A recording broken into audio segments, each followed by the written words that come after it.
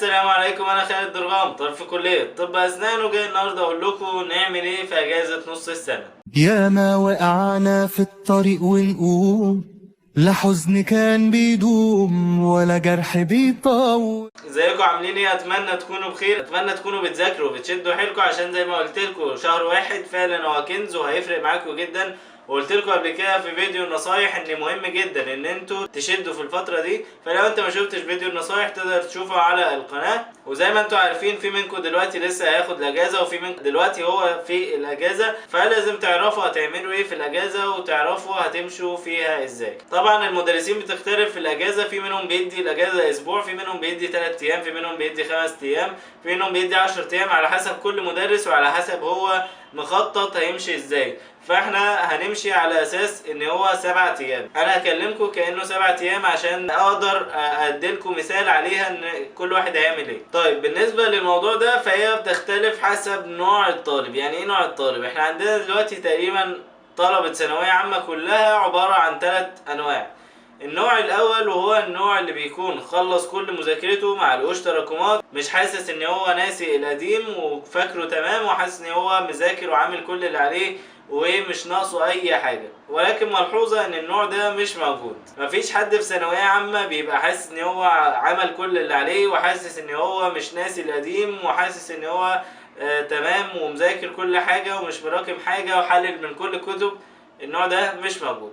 فلو انت وانت من النوع ده فروحوا ناموا وما تعملوش اي حاجه في الاسبوع كله، ناموا والعبوا واعملوا كل حاجه وما تقربوش من المذاكره. نخش بقى في الانواع اللي موجوده فعلا في طلبه ثانويه عامه. عندنا النوع الثاني وهو النوع الاكثر انتشارا او النوع الاغلب طلبه ثانويه عامه بتكون فيه. النوع ده نفسه بيتقسم لاتنين. يعني ايه بيتقسم لاتنين؟ عندنا طالب مش مراكم ولكن هو حاسس ان هو ناسي القديم، وعندنا طالب مراكم وناسي القديم. فالاتنين دول هيعملوا ايه؟ ده اللي انا جاي اقوله لكم دلوقتي. بالنسبه للي مش مراكم وهو حاسس بس ان هو ناسي القديم وعايز يراجع على القديم، فانت هتعمل ايه؟ كل اللي هتعمله ان انت هتاخد مثلا وليكن زي ما قلت لكم الاجازه 7 ايام، فانت هتاخد يومين اجازه. اليومين الاجازه دول ما تقربش من المذاكره، تنام ال 8 10 20 ساعه اللي انت عايز تنامهم، عايز تلعب، عايز تخرج مع صحابك، فكله تمام، انت عامل اللي عليك، فاضل بس مراجعات بسيطه على اللي فات وهنحس ان احنا ظابطين كل حاجه. فانت تاخد يومين اجازه، افصل دماغك منهم خالص عشان تعرف تكمل. بس دلوقتي احنا المفروض نراجع بذكاء. يعني ايه نراجع بذكاء؟ انا هشوف كل ماده، همسك الفصول بتاعتها او الابواب بتاعتها واجي اكتب مثلا وليكن في الفيزياء ان الفصل الاول حاسس ان انا مذاكره بنسبه، او فاكره، خليني نقول فاكره لان انت مادام انت مش مراكم فانت المفروض مذاكر اللي فات كله بس انت ناسيه. فانا اول الفصل اول فيزياء فاكره بنسبه مثلا 50%، الفصل الثاني فاكره بنسبه 30% 70%. هشوف اقل نسبه انا فاكرها اللي هو اكتر حاجه انا ناسيها في كل ماده وابدا اذاكرها. ما جيش اقول لا انا هبدا مثلا من الفصل الاول في الفيزياء وابدا اخش على الفصل الثاني وراجع الفصل الثالث، اراجع الفصل الرابع، بعد كده اخش الاحياء اراجع الفصل الاول الفصل الثاني الفصل الثالث. لا، احنا عايزين نبدا باكتر حاجه انا ناسيها في كل المواد. بعد كده في وقت تمام هنخش على اللي بعده تاني اكتر حاجه ناسيها في كل المواد، عشان نبدا بالمهم، عشان لو حصل اي حاجه في الاجازه، عشان لو حصل اي ظرف في الاجازه خارج عن ارادتنا نبقى احنا تمام وخدنا الجزء المهم، خدنا الجزء اللي انا حاسس ان هو فيه مشكله اكتر. ما بقاش واخد حاجات اصلا انا ممكن اكون فاكرها بنسبه كبيره، ابقى واخد الحاجات اللي انا حاسس ان انا ناسيها. تمام؟ فده الطالب اللي عايز يراجع وعايز يفتكر القديم عشان حاسس ان هو ناسيه. طيب بالنسبه للطالب اللي مراكم وناسي القديم، الاتنين، الطالب ده هياخد اجازه يوم واحد. يعني ايه يوم واحد؟ هو يوم واحد هتاخده اول يوم في الاجازه بتاعتك، هتاخد الاجازه هتتشقلب.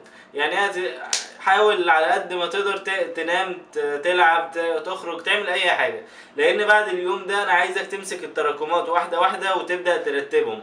طب انا هرتبهم على اساس ايه يا خالد؟ انا هرتبهم على اساس الاهميه. طب اعرف الاهميه منين؟ انا عندي تقسيم الدرجات لكل فصل، ودي من الحاجات اللي لازم تبقوا عارفينها دلوقتي عشان دي بتفرق في ترتيب اليوم. عندي وليكن التكاثر في الاحياء، فده اكتر فصل عليه درجات. عندي العضوية في الكيمياء اكتر حاجة عليها درجات، فانا بشوف كل مادة ايه الحاجة اللي عليها اعلى درجات واخدها لو هي من المتراكم. يعني انا مثلا مراكم فصل التكاثر، ومراكم برضو مثلا الدعامة والحركة، ومراكم الكهربية في الكيمياء الفصل الرابع. تمام. فاعمل ايه؟ اكيد هبدأ بالتكاثر لانه عليه اعلى درجات. الكهربية في الكيمياء عليها درجات برضو عالية بس العضوية اعلى، فانا هاخد التكاثر، بعد كده الفصل الرابع في الكيمياء، بعد كده الدعامة والحركة عشان عليها عدد قليل شوية من الدرجات. فاحاول اوازنها على قد ما اقدر، ان انا عارف ان الفصل ده عليه درجات كتير اخده الاول، ارتبهم بالدرجات. ارتبهم بايه؟ بالدرجات.